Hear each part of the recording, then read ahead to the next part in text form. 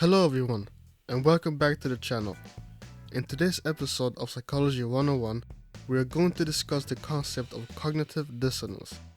Cognitive dissonance is one of the most important concepts in the field of social psychology. Cognitive dissonance was first introduced by the psychologist Leon Festinger in 1957. Cognitive dissonance can be defined as the uncomfortable feeling we have when we have two or more thoughts, beliefs, or attitudes that contradict each other. To help clarify this, let's use an example. Suppose that you are a cigarette smoker and you know that smoking is bad for you. In this example, there's an inconsistency between your knowledge that smoking is bad for you and your behavior. You know that smoking is bad for your health, but you smoke anyways. This contradiction or discrepancy between your behavior and your belief system creates an uncomfortable feeling. In other words, it creates a cognitive dissonance.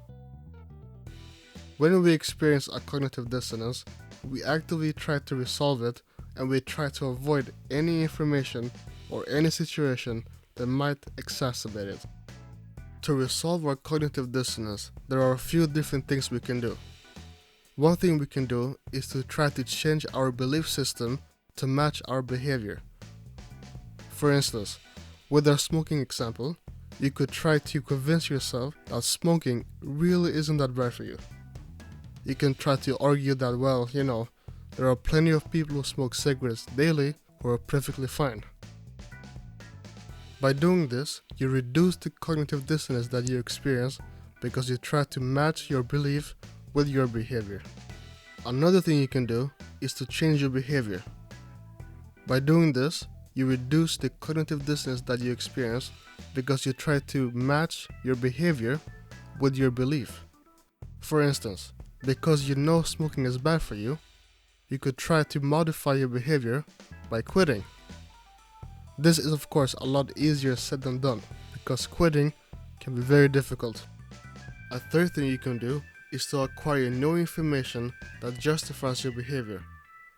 With smoking, you could argue that smoking does not only have bad effects, it also has some good effects. For example, smoking actually prevents weight gain. By doing this, you reduce this dissonance that you experience between your belief system and your behavior by making them more compatible with each other. Smoking isn't really only bad for me, it has some good effects as well. Another example of cognitive dissonance is an individual who is a big proponent of animal rights, yet they choose to eat meat. This contradiction might cause a dissonance because you eat meat and you contribute to the unfair treatment of animals, even though you love animals and you promote the protection and safety of animals. This is known as the meat paradox. To reduce this dissonance, you can try to match your belief system with your behavior, for instance by denigrating animals by claiming, they aren't of equal worth to us. Or you can try to match your behavior with your belief system, for instance by quitting eating meat.